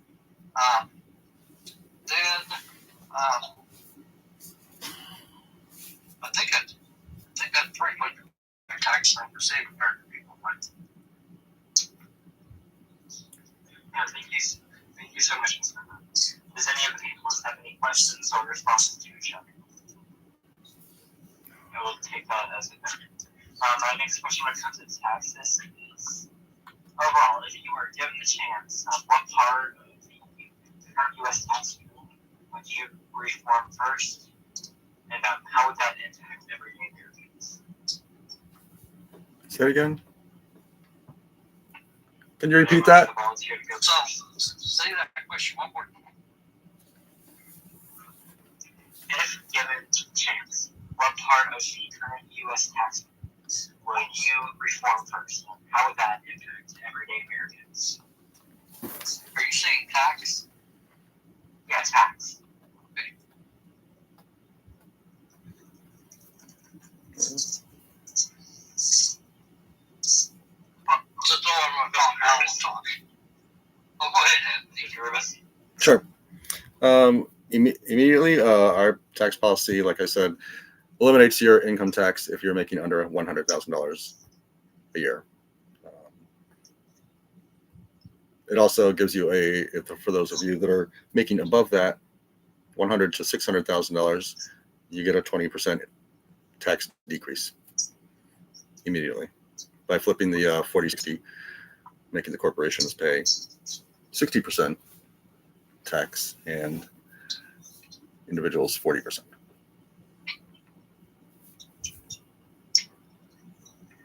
Thank you so much, Mr. Curry. Does anyone want to volunteer to go next? I don't know enough about tax code individually to address one specifically, and you see my stance is a little weird, but I think everybody, like how between what I've just heard between everybody, I think there's something nice that could come out of that. Under at a minimum of $50,000 a year, you should probably even be paying taxes right now because of the fact that it's so hard to make it on $50,000 a year. So, but I don't know enough of tax code to specifically get down to one or two particular to address it and be confident about it. So, I'll pass. Yeah. I know the tax code is very wild, it's very hard to understand. So you could also answer the question like, what aspect of taxes overall would you like to change and why? Well, I mean, I definitely think addressing it, I would definitely think corporations need to be taxed more, but it's weird because I almost, in a weird way, I think they need to be structured differently more than they need to be taxed more. Because you can tax Walmart more, but that'll probably not. I don't know, but I definitely think homeowners over the age of 65 shouldn't be paying taxes on their land if they own their land. If that's on that home they live in, if you've got a bunch of properties that you're renting, though, that's not the case, and they should put a cap on it. That I think people making barely enough to live shouldn't be taxed so heavily. Social services comes into this more than anything. But I think, again, the restructuring of the corporations is more important than taxing them. I think that the burden of taxes needs to be reduced on the hardworking people as much as humanly possible. But overall, it's like I really see the whole thing is so manipulative and abusive. It's like the restructuring of how the corporations work is a little more important than what we can tax them. They know how to work that better than we do, and they basically own that. So, and the other thing I don't have on, I'm not writing out these numbers because I kind of feel like we need a whole new way of doing things. And I kind of I like what everybody has said equally on it. I mean,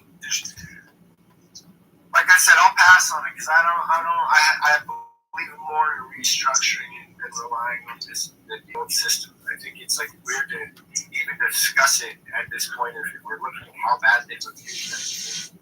I guess I would be called a radical socialist in a way because I believe so heavily that we're going to need UBI within the next 10 years. So it's like, I think everything really needs to work to feed itself. I don't think we need to be figuring out who to take from what where. We need to figure out how to make the system feed into itself as jobs disappear. Because jobs are going to disappear. Mom and pop little communities are going to thrive. Like where I live, yeah, that might be a common norm, but in the major cities and in the suburbs where people are heavily reliant on corporations, that's what we need to be focusing on. How do we make sure those things connect to the communities that they are in? Because right now, all is said. So it's a restructuring for me that's like beyond talking about because like I said, a lot of times we start discussing what are we going to tax the working people to pay for, to give them everything they've already been exploited. It's like we're trying to figure out how to get the healthcare, how to get the housing costs right, and like how do we charge them? What's the right number to charge them for a system that's been exploited for how long? I mean, like, there's at some point we're gonna have to really look at this and say this is a little more than a political problem. It really is something, and I don't know what we can do. I mean, we're doing it now, but the numbers are weird on our side. I think we need some type of working on building that infrastructure, and that, I mean, when the American people own the corporations again, we'll have our government back. So it's like taxing is it's just trying to figure out how to figure out what we can charge the small guy to give him everything he was supposed to have and already been sold from. So, yeah, thank you so much, Mr. Cooper, for your response. If nobody else wants to answer this question, we may move on to our. So I have one comment. Yes. So there's a lot of comment about property taxes. But just so you guys understand, property taxes are not a federal issue. Those are state issue. So there's not really one thing that I, as president, or Remus or Dr. Luck can do to fix property taxes. That's a state issue, or county or borough issue. Just so you understand that. Those people you need to talk to. Also, one more thing on the people need to keep more of their paycheck. The subsidies for Walmart, one of the people in the chat, a small business owner. If you're a small business, we need to increase the living wage is what I'm getting to. If a small business cannot afford to sustain paying $25, $30 an hour, I'm just throwing out numbers. However, and Walmart is not, Hormel, Borden, Tyson are getting subsidies while keeping wages low. That's one more thing that can be flipped. Those subsidies need to be ended, and if your small business, mom and pops, are truly having a hard time, we should subsidize those businesses. That's who we should be subsidizing. Just to the corporations, the prison groups, for-profit prison, for-profit healthcare, for-profit housing, the honeymoon's over. You've had plenty of time to make plenty of profits. It's time to say thank you to the nation. That's pretty much our platform. I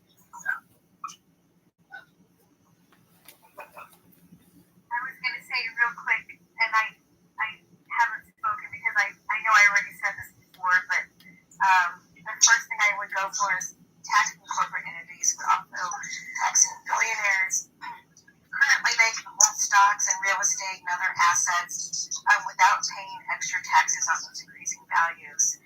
And I think that all of us who aren't billionaires can agree that billionaires should be taxed. It's just that billionaires are currently all in office right now and have all the control. Yeah, absolutely. Does anyone else have any questions or responses to each other? Yeah, we do. Oh, go ahead. Close off our federal taxes and move on to all of our favorite segment, which is domestic policy. And my first question is more open-ended than anything. What do you see as the single most urgent domestic issue facing Americans today, and how would you address it?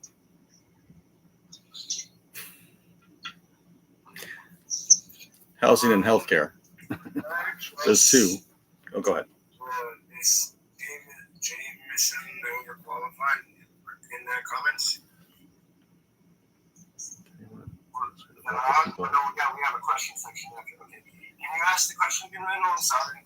Yeah, of course. Which question was it? Another one you just asked. Oh, yeah. What do you see as the single most urgent domestic issue facing Americans today, and how would you address it? Probably Citizens United. Corporate takeover. Everything in our entire system and every part of our life being rigged to take and not give.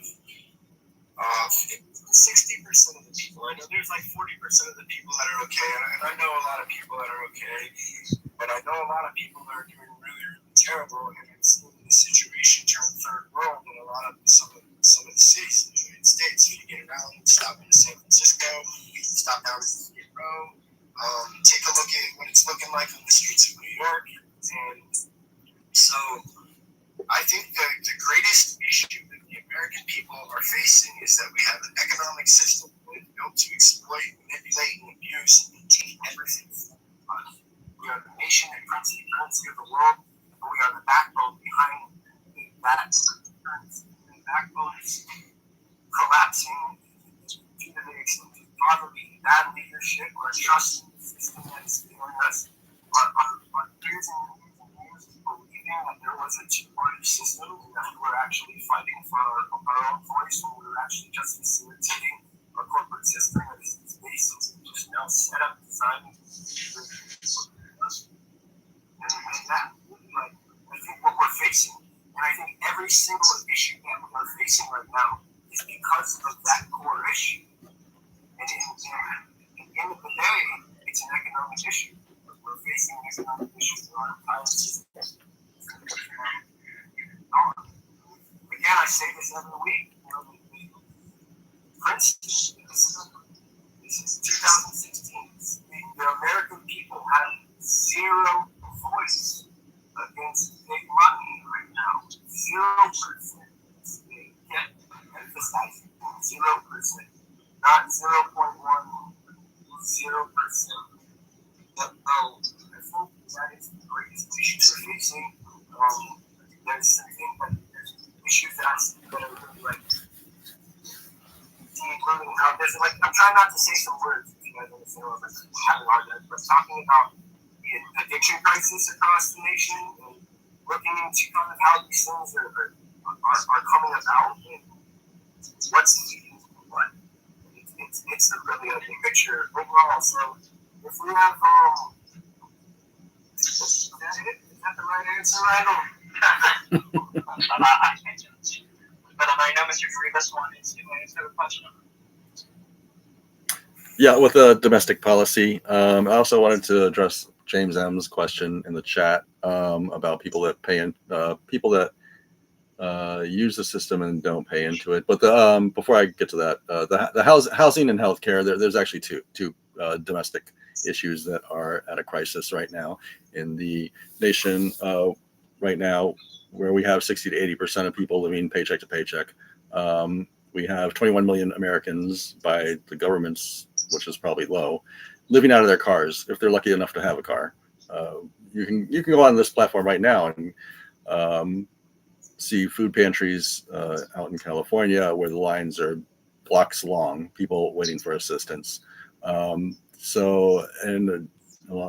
Myself and several other candidates also have been homeless before, sometimes not even due because of our income, just based on a credit score, which is illegal, but it happens.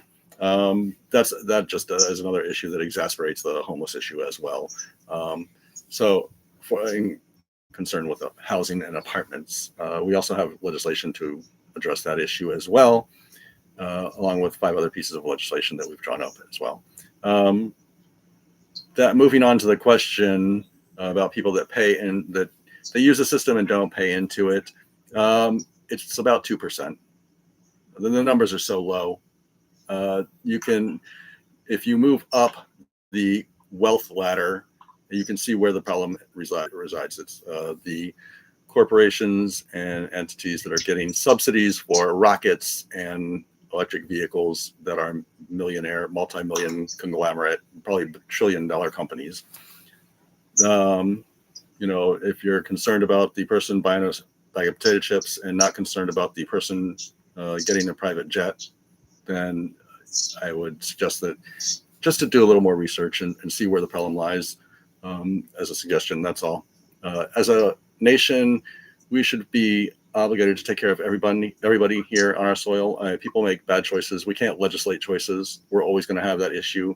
But as a compassionate and empathetic nation, we should be willing to give people at least the resources or have them available to them to help them out and lift them up instead of making life tougher and harder for their quality of life, because everyone deserves a quality of life in a free nation. Unless we're not doing a free nation anymore, we're going to go do North Korea and Cuba.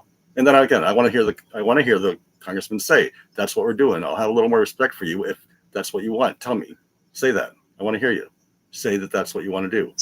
That you're bored with the freedom thing, But the housing and healthcare. That's all. Thank you. Yeah, thank you so much, Mr. Freebus. Mr. Hunter, Dr. Lux, would you want to answer the question? I can go. Obviously, I'm a social worker, so I would use social policy. But I've taught a lot of social work classes, and one theory I teach is Maslow's hierarchy. And Maslow was an American psychologist who believed in this hierarchy of needs in order to survive. And so at the main base of the hierarchy was physiological needs, and that's food, water, shelter, and then above that was safety needs. So I think that really it's hard to pinpoint one domestic issue. It's kind of like one part of a whole machine. Social policy, education, healthcare, criminal justice, the environment, they're all integrated and they all affect each other. So it's hard to just pinpoint one without thinking about the causal effect for the other issues.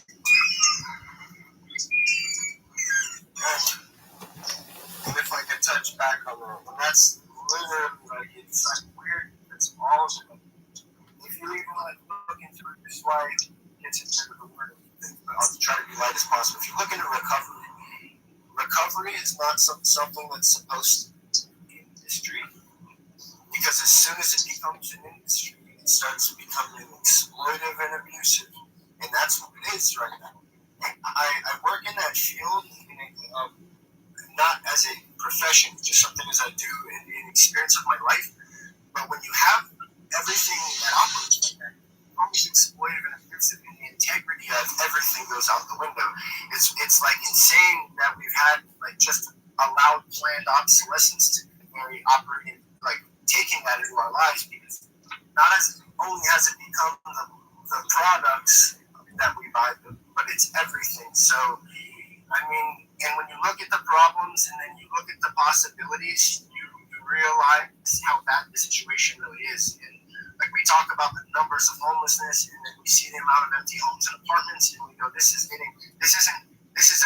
bigger situation to address, and it's almost like a revolt type of situation. We're in a lot of trouble, and everything can be fixed. All the possibilities are there. That's why I'm saying it's like so insane, because all the possibilities are there. But you look at how deep the exploitation is, and this is just literally unbelievable. Sorry.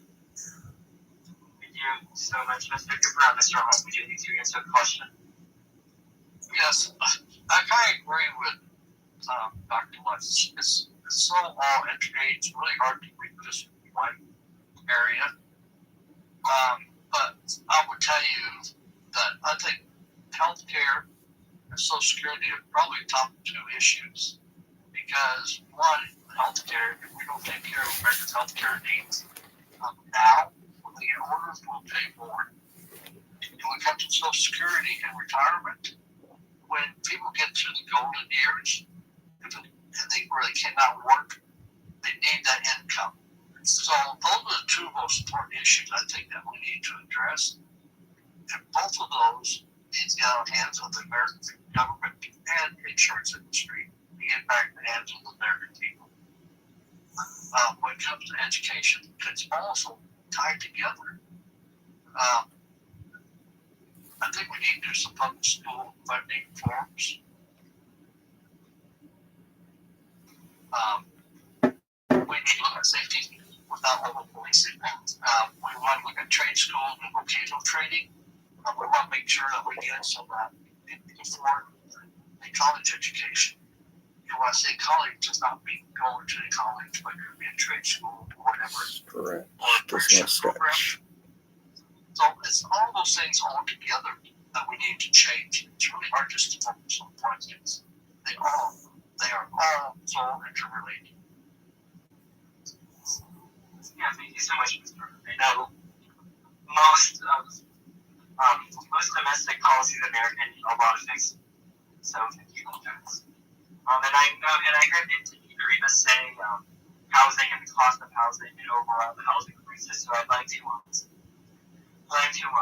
with his response. My next question is the cost of housing has skyrocketed in many states. What policies would you advocate to make housing more affordable for working families?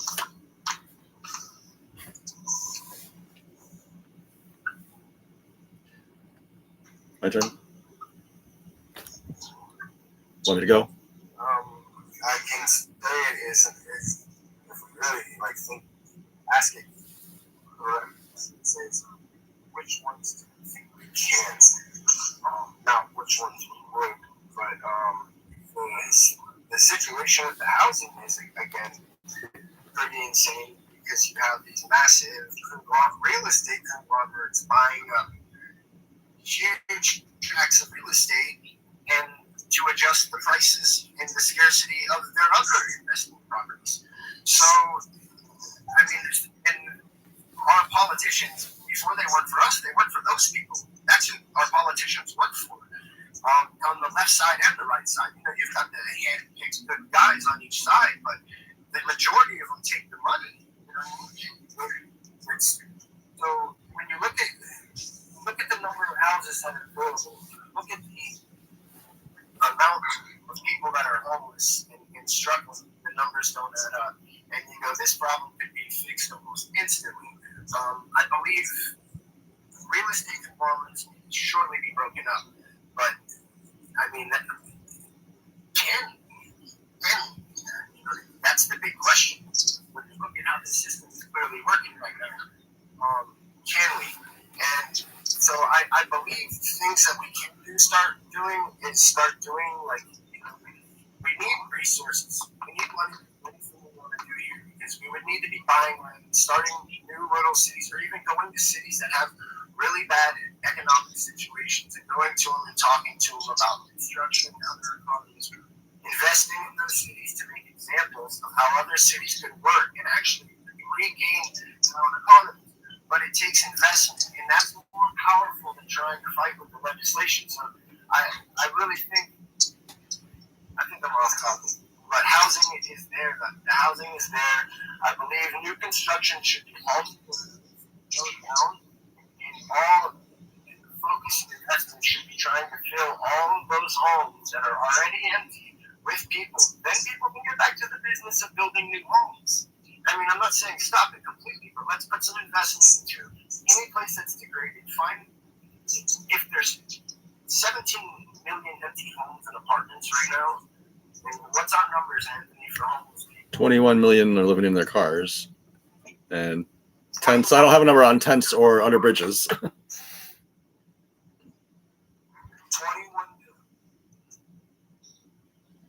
Did you say 21 million? Yeah.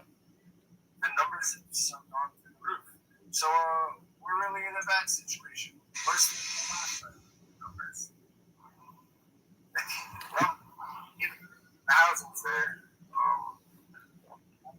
I don't know if we can do it. You know what I mean? Because that's legislatively. I think doing land trusts, building new communities, investing in little communities, and reorganizing them to actually own their communities and own the businesses operating them. Maybe other people will pick up on it, and that could evolve. I don't know, but right now we're fighting the entire thing by thinking we can get policy that would break those real estate conglomerates up. I mean, we have a real estate conglomerate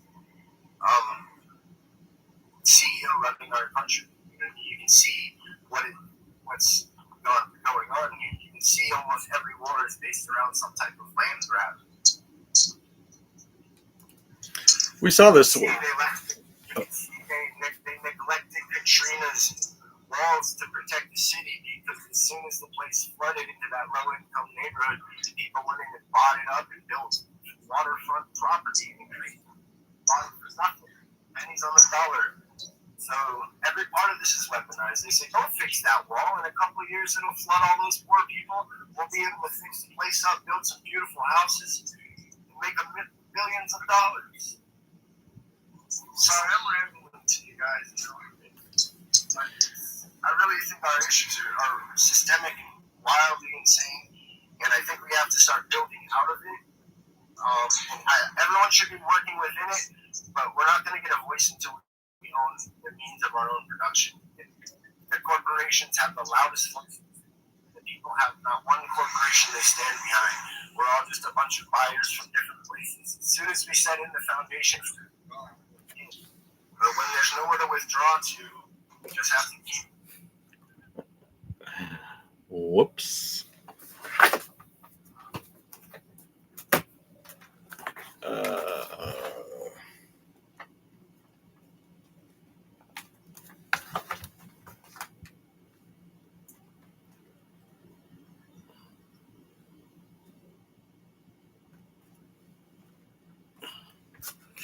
And a battery malfunction on one of the whoops.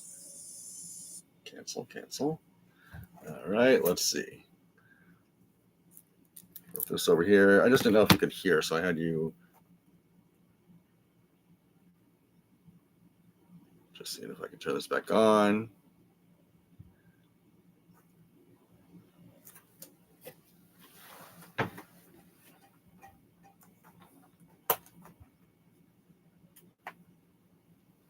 Stand by.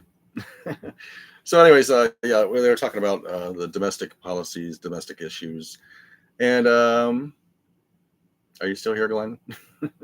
Any contacts you have for an endorsement from the post office would be most welcome. The housing, 21 million Americans. I've been homeless myself. While I was working at the post office in Connecticut, because of a credit file, a credit score. Credit scores are something new. My parents never needed a credit score not to rent an apartment. That's something relatively new that was brought in the, I'm going to say the early 80s. My credit score was from like 10 years ago. I was working at the post office in Newington, Connecticut. And we had to live in a motel. Go back over here to TikTok. I clearly, what we make. Clearly, I could afford rent. And we were renting a place then.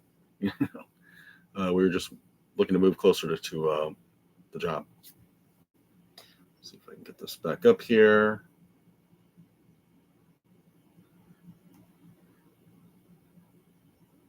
Come on. So Mark was showing like videos of like all of these salt trucks.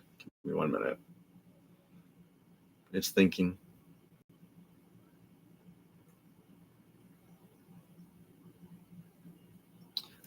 Here we go. Where we hunt.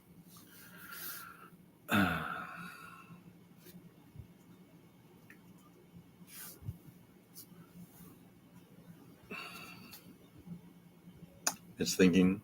So if you have any questions, I think you can type them down in the chat.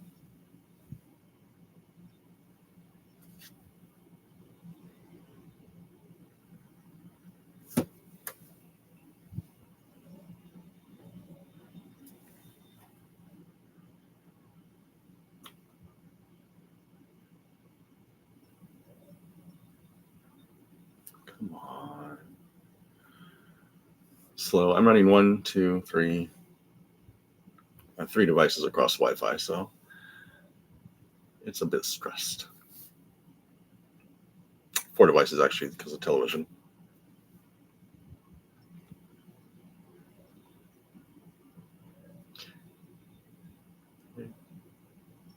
Wait.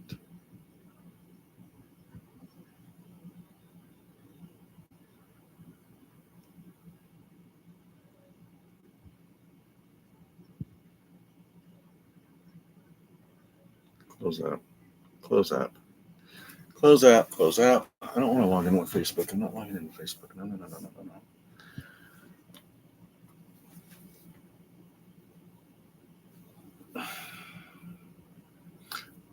I don't want to continue.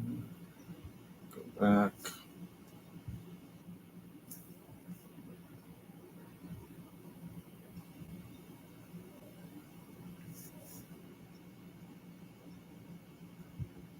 Clear all. TikTok. I hear music. So I need more followers on. We got people in here from Facebook, people in here from Instagram, nobody from YouTube. And a lot of people, TikTok's our biggest platform. That's where most of the people are at the moment. So anyways, I am priced out of the market right now. Art, like Picasso, when he was doing those ugly things, I'm like, I think at one point he was just conning us all. Like he's like, you know what, I'm gonna scribble the most inane thing. I'm gonna sell it for millions of dollars, or at least a couple thousand. Somebody's gonna drop some Benjamins in it, like Luke Skywalker. Sorry, your name has gotten me into like.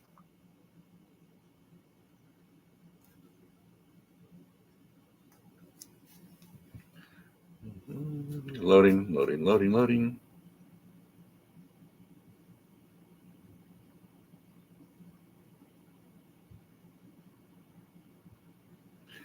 I'm gonna have to drop off on one of these. Time. I don't have TikTok on there.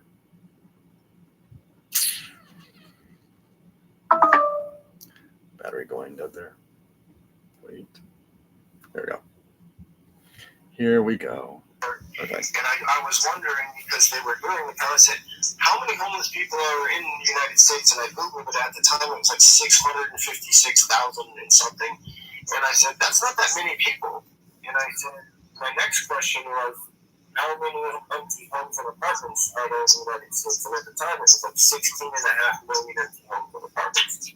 And when I read that, this is on the graves of my family, I just started crying because I realized there really wasn't a homeless problem in the world. Just people are extremely greedy and they want so much more for themselves than they're willing to give others. And the big question that we're asking ourselves as the little people, what are we willing to sacrifice for those who have less than us at this point? Everything's been taken from everybody.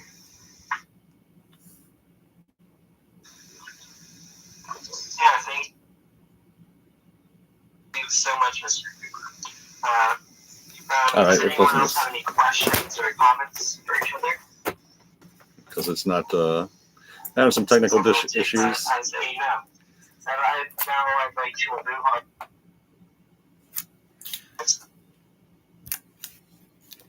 Thanks for hopping in. I'm going to move over to TikTok if you want to follow me over there if you have an account, or Facebook. And we're going to, oh. Am I up? It's saying I'm not up.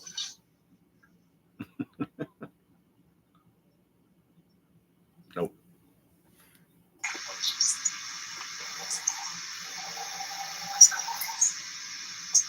I sent him another invite. I don't know what time he goes down to me.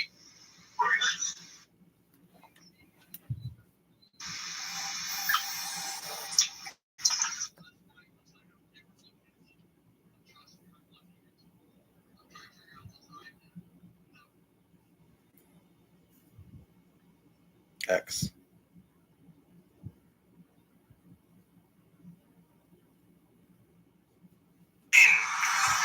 Hello from Los Angeles. We're just getting our live started. I think there's one person in the live. Are you going to stay? Are you going to go? Two?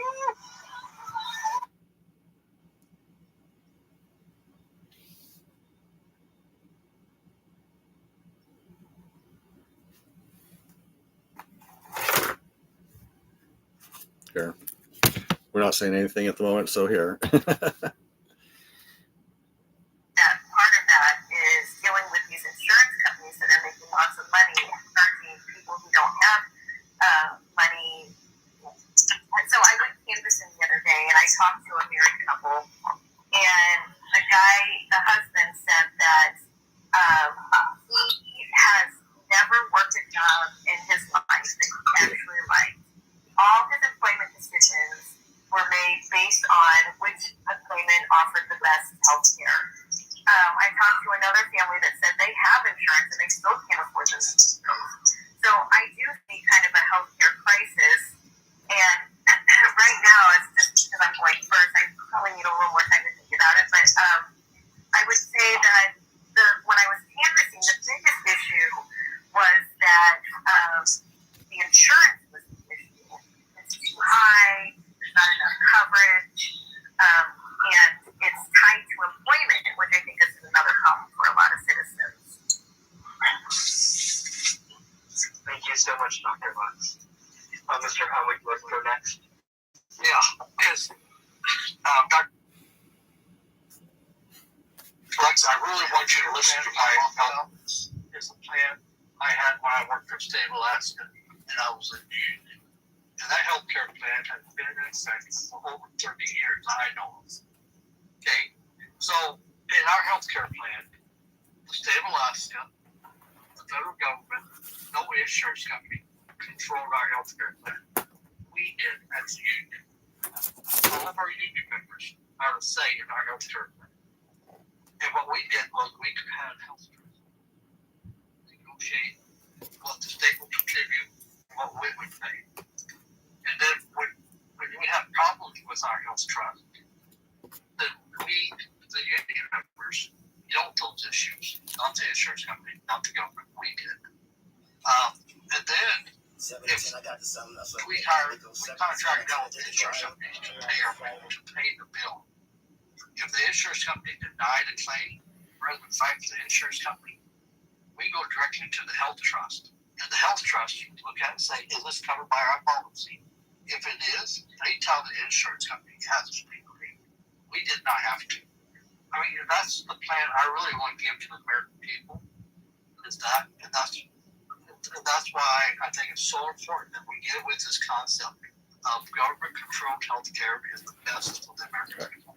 It's not the best. The best is if you control your own healthcare. So if an issue came up, every year we would get a questionnaire. These are issues that came up. How do you want to cover them? It's policy. Do you want to cover it or not? That's how we voted. Was not the way it would go. And I'm going to tell you, that's why I advocate for the healthcare plan I want. This one reason why I say we need a health trust. We need to start a tax rate. But my goal is invest this money here. 5 to 10% as it builds, our taxes come down. And there is no reason why our taxes cannot come down to 1%. Okay? If you get rid of the insurance companies and government element, entirely possible. And then because right now when I go to the doctors, my doctor charges my insurance company $585. I'll have $585 just for checking. He gets $85. So guess what? If we pay the doctor $100 an hour, double the insurance company, we can save $400 or $85 on that visit. Yeah, I'm not done yet. Almost. I'm just grabbing a snack. Just grabbing a snack, guys. Just grabbing a snack.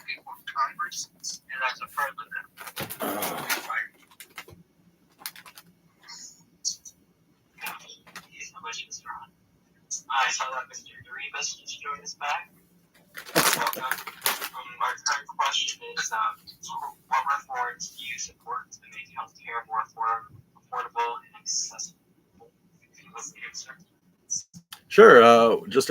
We would reallocate. Looking at the. Say again. We would just reallocate funds. We're going to take $2 trillion. We're going to take it from. I'm just going to throw out ICE budget, the Department of War, I guess is what they are calling it now, Department of Defense. We're going to take from different budgets, and we're going to give people. It's going to be universal health care. I try not to use the word free because somebody's paying for it. In this case, the government, at least as a temporary measure. I like William's plan as well. I like getting the government out of as much as possible because all they seem to do is screw things up. But we'll reallocate that money. This could be phased in. I don't know how fast or quickly it could be. I would think that it could be done within our two-year term for Congress.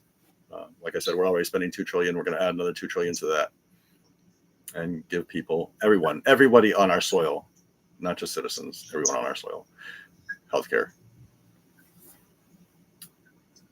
Yeah, thank you so much, Mr. Doribus. Does anyone else want to respond or ask any questions to the panel? As I know, I'd like to 2-hour budget statements earlier than that. I'd like to start with Mr. Cooper.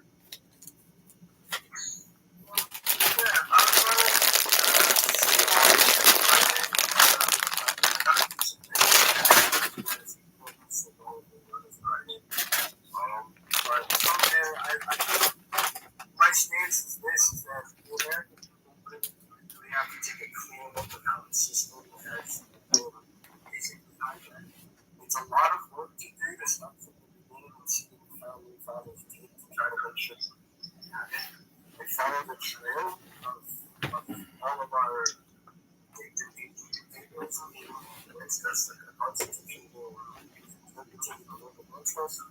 I think we need to see the corporations basically own this country now. When a country that was built for the people and by the people is now running for the corporations, private corporations. If the people, they really, really want to get their voice, their country back, they need to start working together on how our corporations work and how we work with one another. And the big thing about keeping it divided is also make sure that we're selling both brands and have investment firms working at the top of the food chain. Investment firms in the States, BlackRock, and they own those big parties, and they make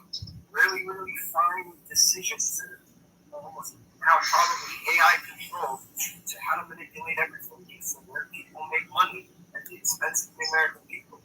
So my stance is it's a closing statement that if we don't understand that we need to come together to start rebuilding the way we do business with one another and have that ripple out. Because as soon as we do that, we can example that we're living. As soon as we start living better, people will want to live no matter what side they're on. So that's what I do. And I really appreciate doing this every week and every night. Thank you so much, Mr. Cooper. Dr. Lux? Sure, I appreciate the opportunity as well. My approach to politics is to synthesize information from the constituents and from other candidates like you and from experts. And I just learned so much today. You all really expanded my mind. And don't worry if you don't want to vote for me. I still value you and your opinion very much. It does factor into some of my ideas as I value you and I want to be representative of everybody. So I really had a wonderful time today. I loved the audience. I loved the candidates, and I'm just so grateful for today. Thank you so much, Dr. Lux. Mr. Garibas? Sure. Our campaign is about collaboration. We want to work with, I don't care what initial is behind your name on the ballot. I'm willing to work with everyone here to come to a common solution. I believe for the most part, all of our destinations, the dot on the map and our destination is the same. We have different views on how to get there, but if your concern is genuine, then our campaign is for you. If you own a small business, if you are homeless, if you don't have a seat at the table and you want one, this is the campaign for you. If you're ultra wealthy, we'll represent you, but this campaign probably isn't for you. You're already represented. If you own, we're here for the American people. We're here for everybody on our soil. And so we hope to win this seat and hand it back to the American people, the people in this district, the people in Hillsborough and Manatee counties. We're the only Florida native that's running in the Florida race at this time. And that says a lot about roots and your connection to the voters and constituents out there. The three repetitive that we hear when we're talking to constituents are housing, healthcare, and immigration. It's been repeated to us over and over and over again. Those are our core issues. You can find our campaign site is at DuribusForCongress.org. Some of our policy is on there, and along with our PayPal, Venmo, and GoFundMe, Cash App, Publix to Publix, Walmart to Walmart. That's fine too. We're in a position right now where we can do that as well. We're meeting you where you are. If you have any questions, DM us. We're transparent on everything. Any questions about our personal life and our campaign, where we want to bring this nation. And we are 100% voter funded. We don't take any PAC money. We don't take any corporate money. And I thank you all. Appreciate everyone being here. Thank you so much, Mr. Garibas. And lastly, Mr. Hunt. Today we proved something powerful. Americans can come together when we leave the party labels at the door. This movement isn't about Democrats, Republicans, or Libertarians. It's about people. Neighbors, workers, veterans, students, parents, standing up for each other and for the future of our country. And I'm asking for 100 plus Americans to step forward, not politicians, but real citizens ready to serve. People who understands the struggle of everyday life who are willing to put solutions and of sound bites. Together, we can build trust, strengthen the communities, and restore a government that listens. The truth is simple. If we keep doing what we're always done, our children and grandchildren will inherit the same broken system. But if we act now, if we stand together, we can build something stronger, fairer, and more hopeful. So today, let's leave this one promise. We will not wait for change. We will be the change. Together. Thank you, and let's keep it moving forward. Thank you so much, Mr. Hunt. And with closing statements complete, this ends our town hall meeting. It was a very productive meeting, and I thank all the panelists and audience members for making this happen. I hope that if any panels that stuck out to you, you will research and look into them and potentially help support what they are fighting for. This town hall was about unity and fighting for the citizens of America. Again, thank you.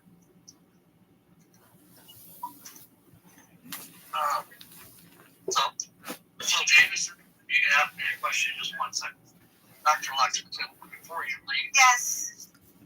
what I'm interested in knowing is this. If you get elected to Congress, would you be willing I'm going to wrap this up on YouTube. Thank everyone for being here Absolutely. and spread everything That's out. as you know, when I started, I talked about my dissertation and how I essentially went all around the state of Illinois collecting stories, and my results were based on the stories. And that's how I approach politics. I'm here to listen to everybody's stories, and my policy results reflect the stories that I hear. It's not just the Democrats that I want to hear from. It's not just the Republicans I want to hear from, or the independents, or the non-voters. I want to hear from all of them, and I want to come to policy that is the best for all of our country and for the people who are really suffering. So I tend to fall in line with democratic values, but that also is what I'm hearing is that, you know, people can't afford health care, they can't afford housing, but I am not tied to the label at all. So I have a contract with American Road-Up, kind of like their contract with American Republic. But this is more about not with the party, but with the people. And I would love to send that to you to get you decided. Sure. If you're willing to do that, what I want to do is start creating videos where we endorse each other. Yeah, so sure. A national news. Hey, there's a group of people. Let's work. Yes, yeah. Listen, we can't do this unless we work together. We have to work together. So you send it to me. Okay. All right. All right. I appreciate you all so much. I'm gonna get off because I gotta go run to church. They're having a potluck.